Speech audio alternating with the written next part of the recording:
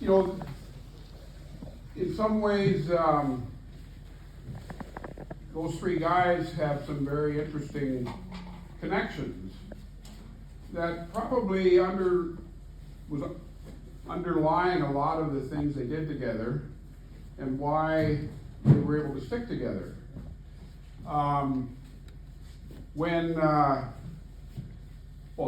Edgar was born in I'll be within a year, 1922. My dad was born in 1923, and Alan was born about 1930.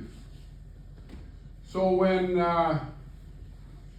Dad was born, his mother died, and Edgar's grandmother took him home. She was the midwife and raised him. If you look at the census records, I think all 11 or 12 of Grandma Hateen's kids are listed there, and then there's one listed that says David Foster. So my dad grew up knowing Mike's grandpa, Emmanuel, as his brother. And Edgar was 2 miles across the field, and Edgar was Emmanuel's son, and in a sense, Edgar was Dad's nephew. And because Alan's dad and my dad were brothers, Alan is my cousin. You know, you can't follow all this, except I think there are roots here that allowed them to tolerate each other, get along with each other, and respect each other, because it wasn't all easy going. And you can talk about many companies that weren't able to stick together. And of course, Edgar left. Edgar had a temper. He was irascible, tough to get along with. And basically, when he came back from Alaska, as Mike pointed out, he got fired. Herb Bora, the chairman of the board, fired him. Well, who's going to be president? So Alan took over as president. Dad was in the shop. Edgar went with a board member that was on the Polaris board to Thief River, L.B. Hartz, and started Polar Equipment. And Polar Equipment didn't start out as a snowmobile manufacturer. When Edgar went to Thief River, Dad and Alan said, well, Edgar needs something to build. So Edgar Polaris had a patent on a steam cleaner. So they said, well, we'll give that to Edgar. He can build that. So Edgar started building steam cleaners in Thief River. And Dad said when he came to work in the morning, Harry Heights, others, you go to Thief River today and help Edgar. And then, they'd come back. Well, just think about this a little bit. So Dad, so at this point, Alan's running the company, Dad's running the shop, Edgar's gone. We were in church over here at that time it was Assemblies of God, now the community church. We're riding home after Sunday school or after church on Sunday morning. Turn the corner here where the liquor store is, that's where Polaris was, at Tenois and Dairy. And there's Edgar, and there's a shed out there with a roof on it, open sides. The Polaris machines are there, and Edgar's in there with a tape measure. So we stopped. Dad got out, and he said, well, I might as well hold the other end of the tape. So it wasn't long before Edgar came out with the first polecat. What did they call the polecat? And of course, at that point, then they had to separate. They didn't keep sending workers to Thief River. But if you look at these three guys, they all could do anything. All three of them. But if they had a specific strength, Edgar was a promoter. Alan, and I'm talking about, what they were really good at, everyone promoted. Dad promoted, Alan promoted, Alan had the East, Carl Wahlberg had the West, Dad had Canada, Western Canada with H.C. Paul. But Edgar, if you were to sum up with one word, he was the promoter. Alan, he was the businessman. He could get it done, find the money, work it out.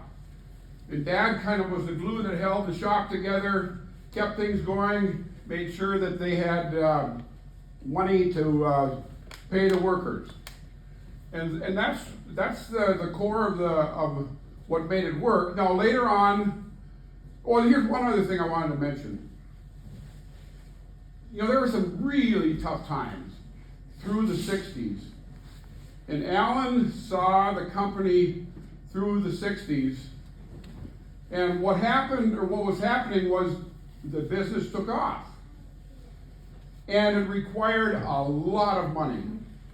Edgar couldn't make it go at Arctic, so he sold to Lowell Swenson. So Lowell's accountant, he put together the financial package. Bill Swenson joined him. So Arctic was able to get enough money together, and at one time in the late 60s, I think Arctic was building, almost 110,000. Polaris was like 75, 80,000 in there. Something pretty, within 10,000. But what Alan did was at the Comet disaster, Carl Wahlberg invested all his money, he said, and the three of them then pulled the company together, got through the Mustang, but then they needed money to grow, and they brought in a company called DDAC out of the cities. Alan worked with Frederickson and Byron, and they brought in some more investors, and it eventually led to the sale to Textron. And Mike told the story, they had better offers on the table, and Textron said they would keep it in Roseville, and Jim Helgeson was on the board at the time, says they all went out of the room, said, David and Alan and Carl, you decide, and they came back in and they decided they were going to sell to Textron. And then you could go forward another 10 years, and the employees bought the company back from Textron, and we have what we have today.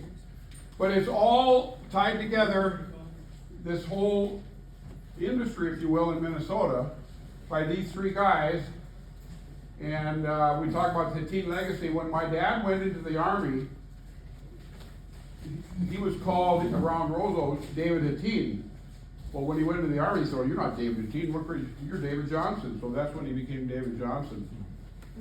And so Mike is my cousin once removed.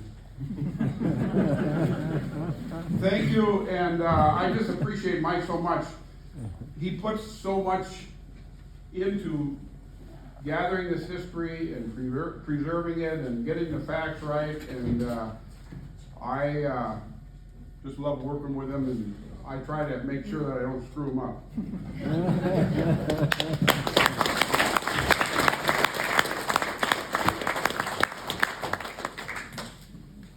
Mitchell talked about David and Alan helping Arctic. What's gotten to be interesting, you can go talk to Roger Sky, many of you know Roger, you talk to Roger. There's if you want to say, a kinship between Polaris and Arctic in the snowmobile industry that isn't there with any other brand. They'd come to races. Bob Eatsman's on the starting line. Right next to him's an Arctic driver that's got a bad clutch. He needs a puller but can't find one. So Bob jumps off his sled, runs to his toolbox, brings back a puller. They pull the Arctic clutch. They get a new one on, and the Arctic driver beat him that day. But both Polaris and Arctic, they worked together and they helped each other. They helped each other so much that when we had the flood in Rosa, 2002? I'm out in the parking lot of Polaris, filling sandbags. And I looked down the row of people filling sandbags. Here's Roger Skine, the vice president of Arctic, filling sandbags. Arctic sent over 2 busloads of people to help fill sandbags for this town. Later that week, as things were getting pulled together, I forget who the president of Arctic was at the time, but he called to Jim Bruja. Yeah, and Jim Bruja was head of Roseau at the time. And says, Jim, we know your people are hurting. You need help. We will send down 2 busloads of people, of our employees, so you can get your production line back up and running on Monday. Just let us know and we can keep doing that to help get you up. That legacy has tied through because these 3 people built that foundation. And you can say, well, now we've got Yamaha. Well, it's a Minnesota color. Eventually, we'll find another way to bring in that yellow one. We'll get a good color on it. But